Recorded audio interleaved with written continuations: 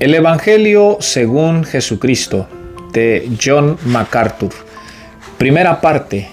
El Evangelio de hoy. ¿Buenas o malas nuevas? Capítulo 1. ¿A qué se refiere Jesús cuando dice, sígueme? Jesús es el Señor. Primera de Corintios 12:3.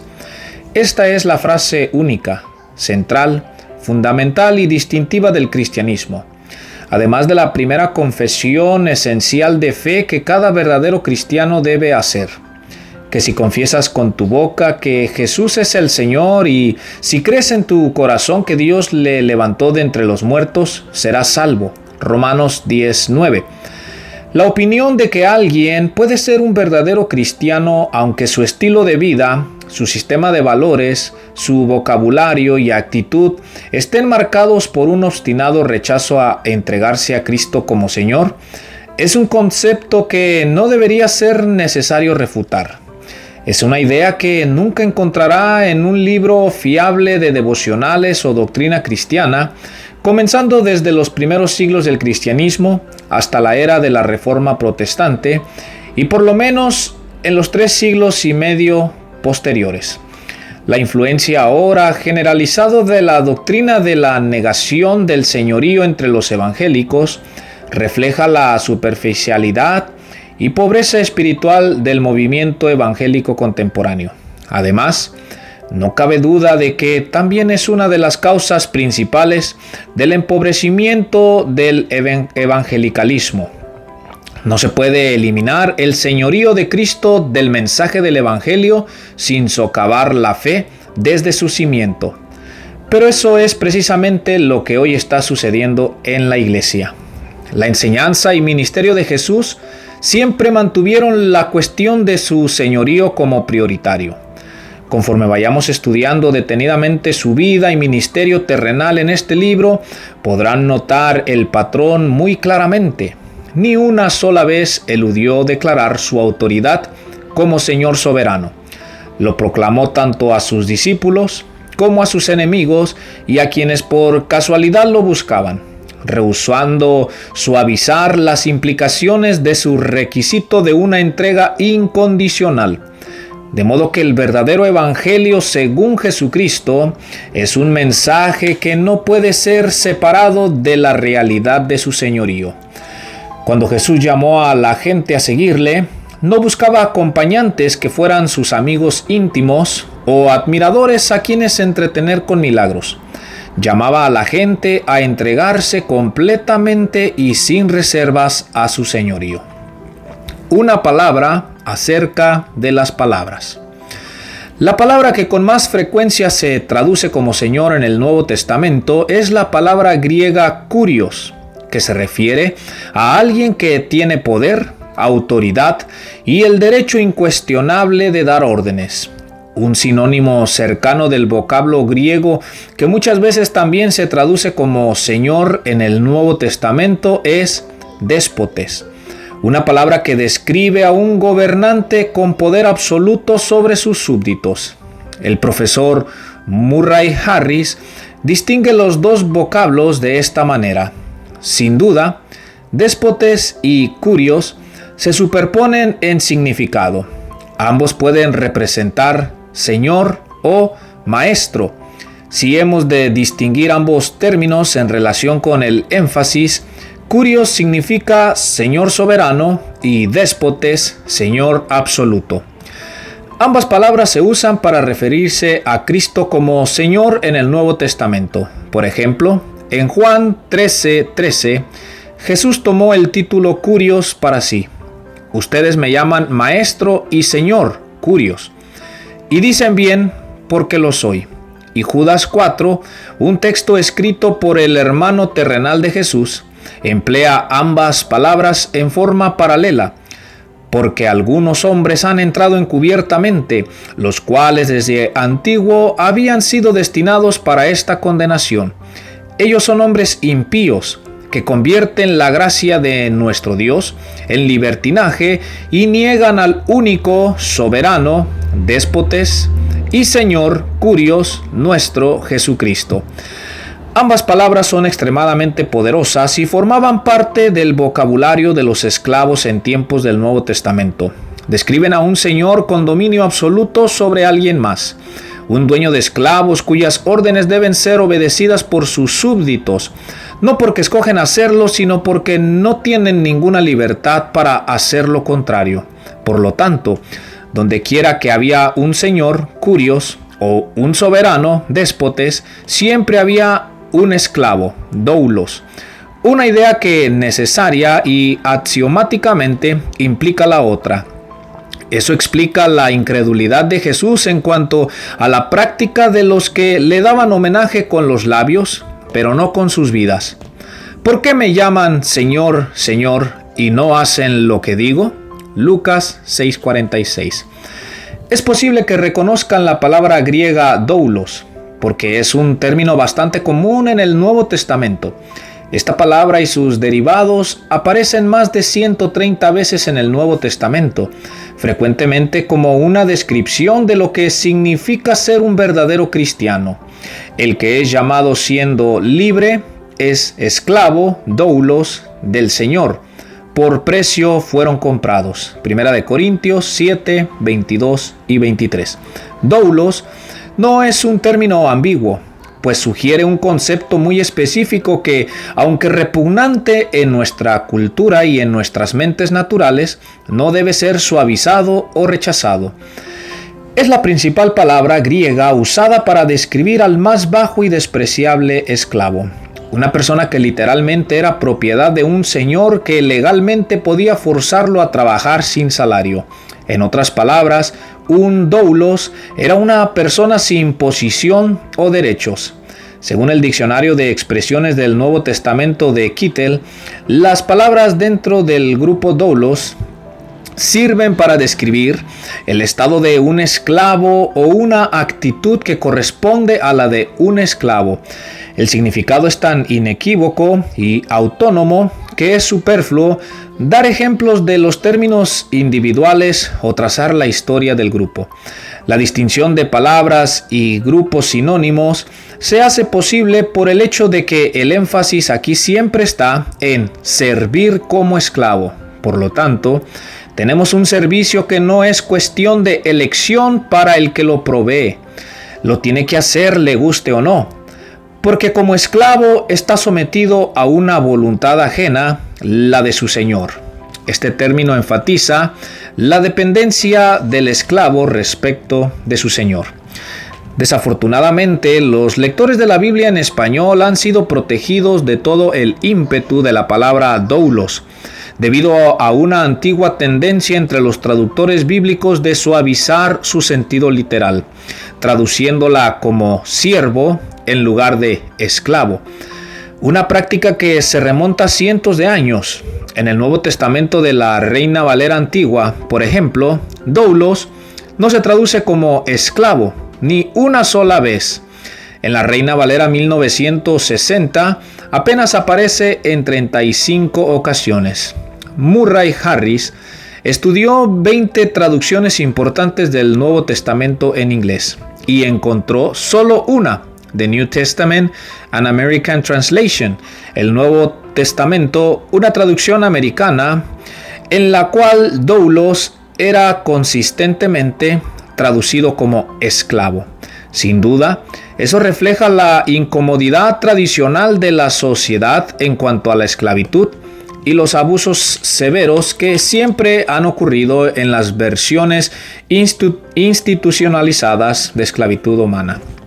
Con todo, el servicio y la esclavitud en realidad no son lo mismo, y resulta desafortunado que el impacto pleno de la expresión doulos haya sido ocultado durante tanto tiempo en las traducciones al español. En griego se usan por lo menos 6 palabras que significan siervo, y doulos no es una de ellas. Por ejemplo, diáconos, de donde se deriva nuestra palabra diácono, significa siervo. Oiketes se refiere a un sirviente doméstico. Pais describe a un jovencito que hace mandados. Upéretes, generalmente traducido como ministro, significa literalmente un sirviente de bajo nivel que tira de un remo en la cubierta baja de una nave grande. Leitorgus, que también significa ministro, señala a alguien que desempeña algún tipo de servicio religioso. Terapón, usado por Moisés en Hebreos 3:5, fiel como siervo en toda la casa de Dios, se refiere a un servicio digno y de alto nivel. Existen además muchas otras palabras griegas específicas que describen el servicio en términos mucho más elevados y respetables que doulos. Doulos se refiere a esclavitud, ni más ni menos. No es para nada un término confuso o incierto. Describen a alguien que carece de libertad y derechos personales, cuya existencia se define por su servicio a los demás. Es el tipo de esclavitud en el que la autonomía humana se hace a un lado y una voluntad ajena prevalece sobre la propia. Esta es una sumisión total e incondicional al control y a las órdenes de una autoridad superior. Es esclavitud, no solamente un servicio a criterio personal. Por ejemplo, en Mateo 6:24, Jesús dijo: nadie puede ser esclavo de dos señores. Traducción literal. Una traducción más fuerte y en realidad con más sentido que la que se encuentra en la mayoría de las versiones: nadie puede servir a dos señores. Un empleado con dos trabajos, de hecho, podría servir a dos señores. Pero lo que la palabra doulos y todos sus derivados expresan es esclavitud, no un simple servicio. Tal como señala Murray Harris, existe una diferencia importante. Un siervo le presta servicio a alguien, pero un esclavo le pertenece a alguien. No es una mera distinción sutil. Las Escrituras ubican repetida y enfáticamente a los cristianos en la segunda categoría. ¿O no saben que no son de ustedes? Pues han sido comprados por precio. Primera de Corintios 6, 19 y 20. Tenemos a un maestro que nos compró. Segunda de Pedro 2, 1. Para ser más exactos, fuimos comprados por Dios con la preciosa sangre de Cristo. Apocalipsis 5:9. Esta es la esencia misma de lo que significa ser cristiano, porque ninguno de nosotros vive para sí y ninguno muere para sí, pues si vivimos, para el Señor vivimos, y si morimos, para el Señor morimos. Así que, sea que vivamos o que muramos, somos del Señor, porque Cristo para esto murió y vivió, para ser el Señor así de los muertos como de los que viven. Romanos 14, 7 al 9. ¿De dónde viene un concepto tan repugnante? Por una parte, podemos comprender por qué los traductores de la Biblia han seguido la tendencia a suavizar las implicaciones de doulos. La palabra esclavitud trae a la mente tantas imágenes negativas y fuertes pasiones que la evitamos instintivamente. Hablé del tema en una conferencia para pastores en Carolina del Norte y durante la sesión de preguntas y respuestas, un pastor afroamericano de voz suave se levantó y muy amablemente planteó esta pregunta: ¿cómo se supone que debo comunicar a mi congregación que son esclavos de Jesucristo cuando la esclavitud es un desagradable acontecimiento en nuestro pasado? Él, por supuesto, solo articulaba el mismo dilema al que cada predicador y cristiano fiel se enfrentan cuando se trata de proclamar el evangelio no adulterado a los inconversos en nuestra cultura. Proclamamos un mensaje que es intrínsecamente ofensivo a la sabiduría humana. Primera de Corintios 1, 22 al 31, Segunda de Corintios 4, 5. La esclavitud es desagradable para toda persona en su sano juicio. Un afroamericano cuyos antepasados fueron esclavos hasta hace relativamente poco, 3 o 4 generaciones, puede tener mayor conciencia de su desprecio hacia la esclavitud que alguien cuyos antepasados ni fueron esclavos ni dueños de esclavos. Pero ser un esclavo no es una posibilidad atractiva ni loable para cualquier persona, independientemente de su trasfondo. La idea de que Jesús haya demandado una obediencia a su señorío similar a la de un esclavo es un concepto difícil de comprender para las personas de las culturas occidentales contemporáneas. Pero esa no es razón para ignorar o suavizar lo que las Escrituras claramente enseñan acerca de nuestro deber a someternos a Cristo como Señor. Lo que no debemos olvidar es que la esclavitud tampoco era de ninguna manera una institución llena de encanto en la cultura del primer siglo, sino una parte integral de las sociedades romanas, perfectamente legal, generalizada y casi nunca cuestionada. No todos los esclavos eran maltratados, pero muchos sí. Y la esclavitud al estilo romano era notoria por su incapacidad de restringir los terribles abusos que sí ocurrían. Los mismos esclavos, por supuesto, no tenían absolutamente ningún control en cuanto a si eran tratados bien u oprimidos. Así que, aunque la esclavitud era ampliamente considerada como un componente necesario de la estructura social y económica, la idea de ser esclavo era universalmente repugnante. Nadie quería ser el doulos de alguien más. Desde ese punto de vista, la comparación que Jesús hizo entre el discipulado y la esclavitud no tenía ningún atractivo para los gustos populares o las necesidades básicas de su tiempo, como tampoco lo tiene en la actualidad. De hecho, dado a que la mayoría de las personas en tiempos de Jesús estaban tan familiarizadas con la esclavitud en la vida real, seguramente tenían una imagen mucho más clara que la nuestra sobre lo que Jesús demandaba cuando exigía abnegación y entrega absoluta a su señorío.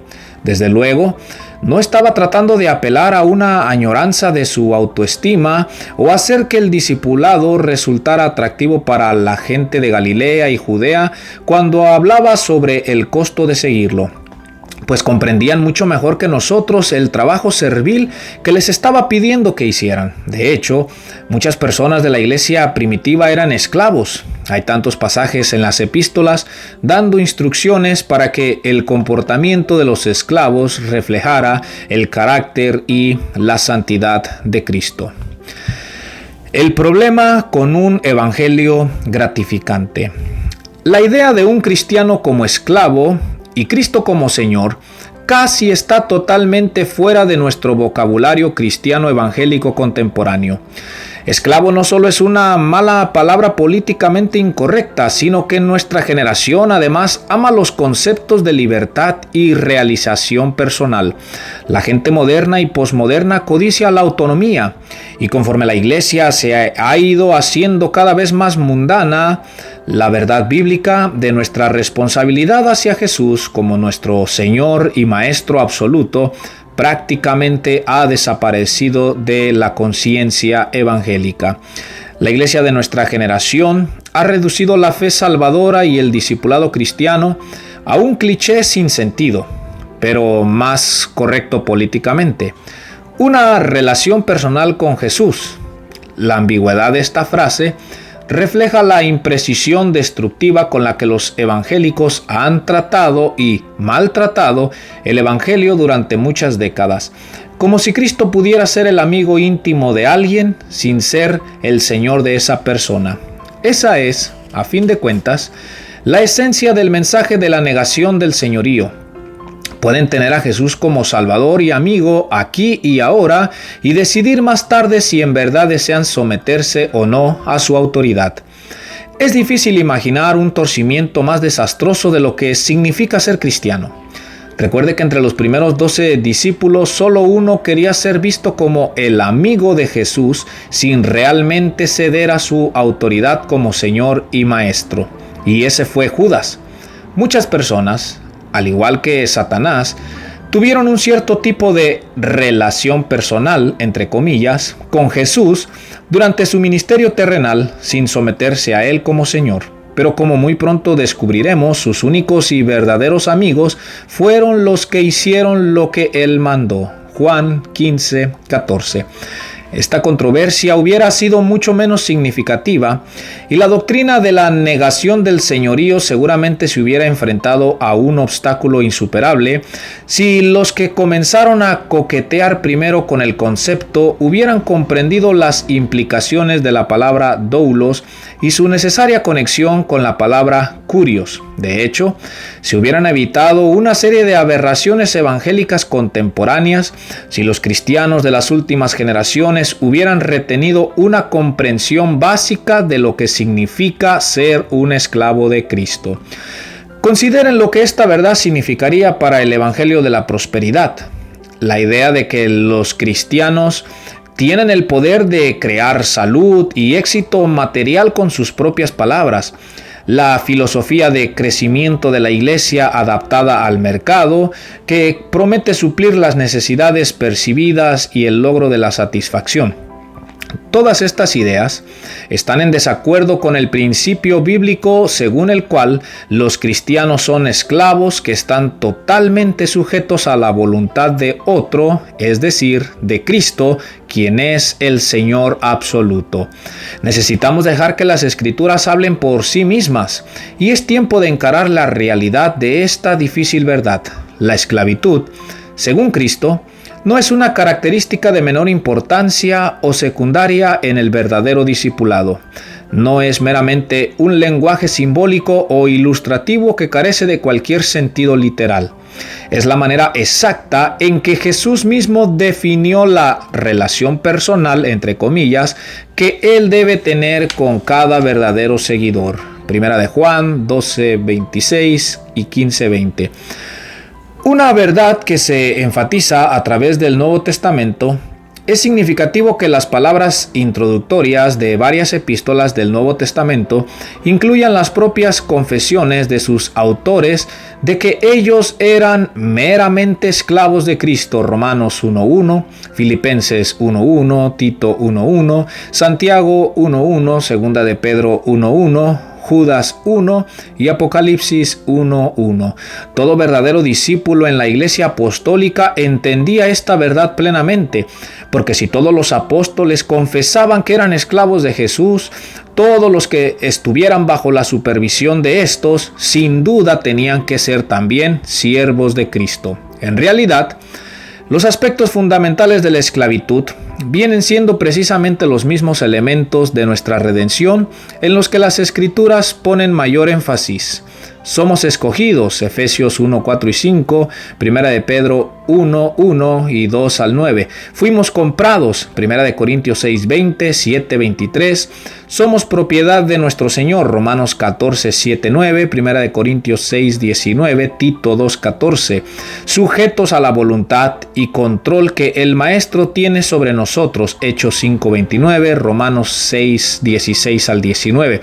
Y totalmente dependientes de Él para todo lo necesario en nuestra vida, Segunda de Corintios 9:8-11 y Filipenses 4:19. En última instancia seremos llamados a rendir cuentas, Romanos 14:12, evaluados, Segunda de Corintios 5:10, sea disciplinados o bien premiados por el Señor, Hebreos 12:5-11 y Primera de Corintios 3:14. Todos estos son componentes esenciales de la esclavitud. ¿Qué diría Jesús?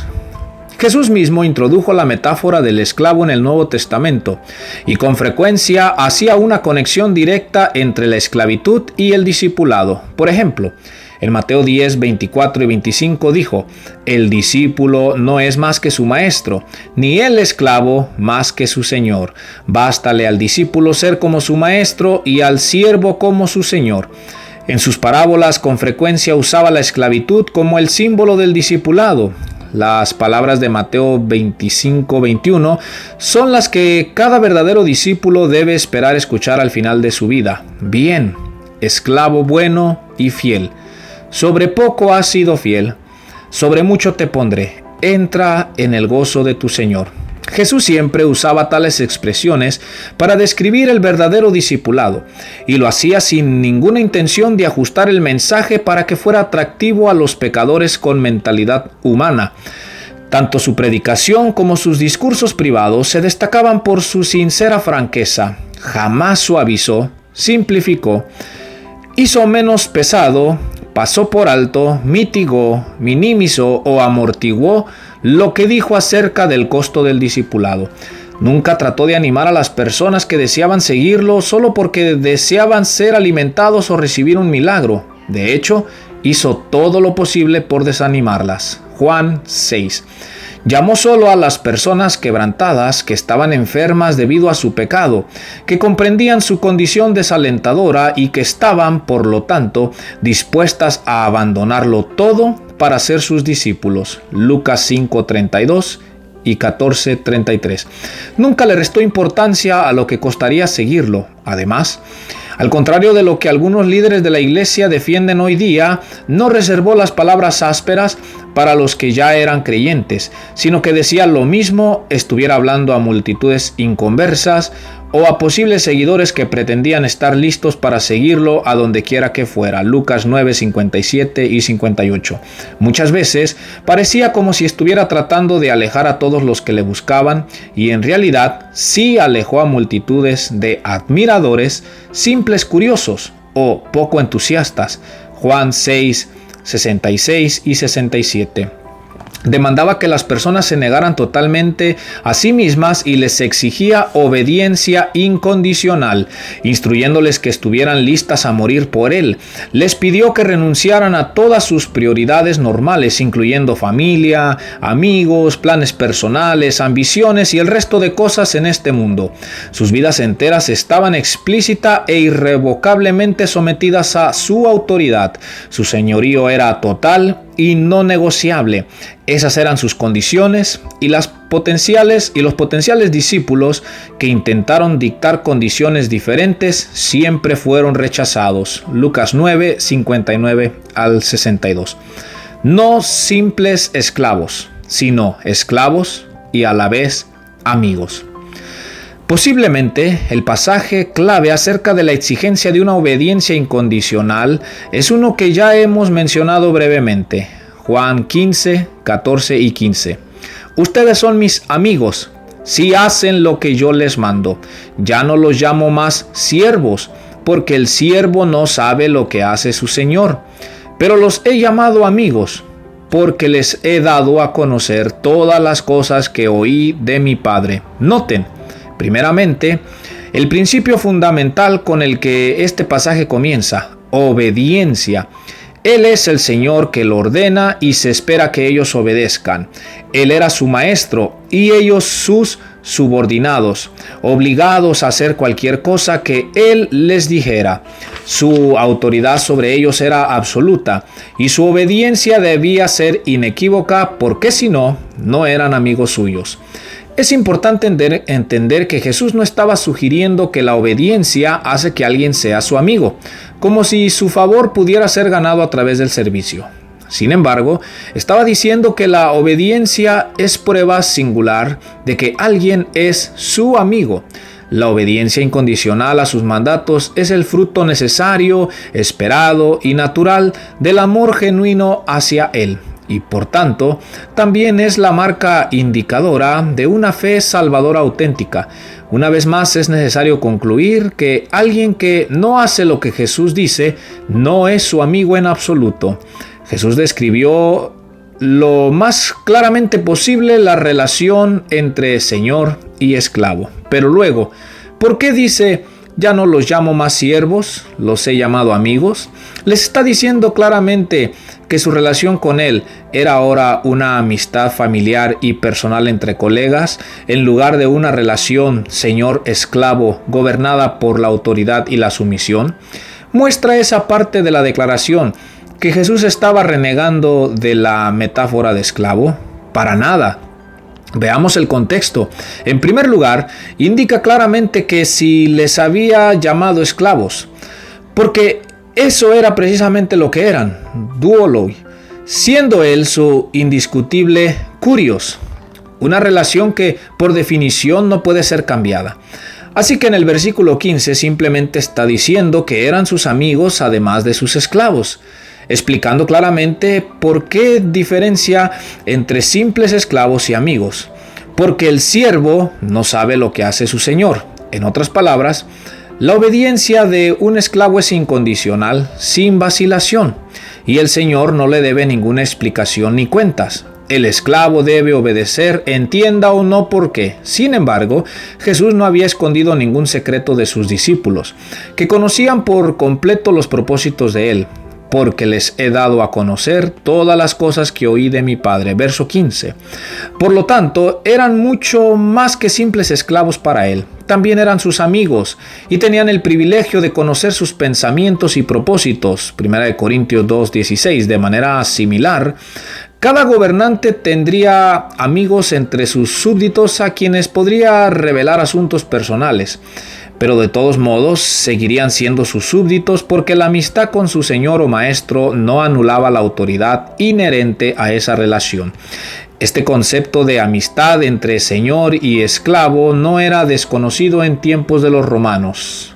Filemón 15:17. Pero sí sumamente excepcional.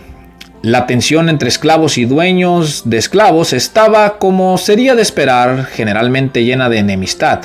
Murray Harris cita un proverbio latino que decía que cualquiera que fuera dueño de muchos esclavos también tendría muchos enemigos. Jesús invirtió ese principio al invitar a sus discípulos a formar parte de su círculo íntimo de amigos. Hace de sus esclavos sus amigos por el amor que les tiene. Este amor es mutuo, por supuesto, pero la posición no lo es. Jesús seguía siendo su Señor y ellos todavía eran sus duolos. En otras palabras, como amigos, no eran sus compadres en el sentido de ser sus camaradas o iguales en esta relación. Él seguía siendo su Señor y Maestro, y ellos le pertenecían completamente a Él. Cito a Murray nuevamente. Debe observarse que aunque Jesús llama amigos a sus discípulos obedientes, ellos no tienen autorización de llamarlo a Él su amigo. En el Nuevo Testamento, Abraham, segundo libro de Crónicas 27, Isaías 41:8, es llamado amigo de Dios, pero eso no hace que Santiago diga que Dios fue llamado amigo de Abraham, sino que Abraham fue llamado amigo de Dios. Santiago 2:23. Por supuesto, no significa que Dios o Jesús no sean amigables, sino que cada uno sigue siendo un Señor que debe ser obedecido, no un colega con el que hacer amistad. Así pues, los discípulos, aunque son amigos totalmente dedicados a su Señor en amor, siguen siendo esclavos marcados por su obediencia. Esto es cierto precisamente de la misma manera que Cristo, amado por el Padre, se convirtió en su esclavo. Su sumisión total e incondicional a la voluntad del Padre es precisamente el patrón que se nos da a seguir. Haya en ustedes esta manera de pensar que hubo también en Cristo Jesús. Existiendo en forma de Dios, Él no consideró el ser igual a Dios como algo a que aferrarse, sino que se despojó a sí mismo, tomando forma de esclavo, haciéndose semejante a los hombres, y hallándose en condición de hombre, se humilló a sí mismo, haciéndose obediente hasta la muerte y muerte de cruz. Filipenses 2:5-8. La esclavitud y la verdadera libertad. Así que si lo entendemos correctamente, el Evangelio es una invitación a la esclavitud. Cuando llamamos a las personas a la fe en Cristo, necesitamos enfatizar este hecho de la misma manera que lo hizo Jesús. Por un lado, el Evangelio es la proclamación de la libertad de la cautividad del pecado y la libertad para las personas que están quebrantadas por la esclavitud del poder del pecado sobre ellos. Por otro lado, es una exhortación a un tipo de esclavitud totalmente diferente. Y una vez libertados del pecado, han sido hechos siervos de la justicia. Romanos 6:18. Como escribió el apóstol Pedro, actúen como libres y no como los que hacen de la libertad un pretexto para hacer lo malo, sino como esclavos de Dios. Primera de Pedro 2:16. Ambos lados de la ecuación son fundamentales. Existe una libertad gloriosa en ser esclavos de Cristo, porque si el Hijo los hace libres, serán verdaderamente libres. Juan 8:36.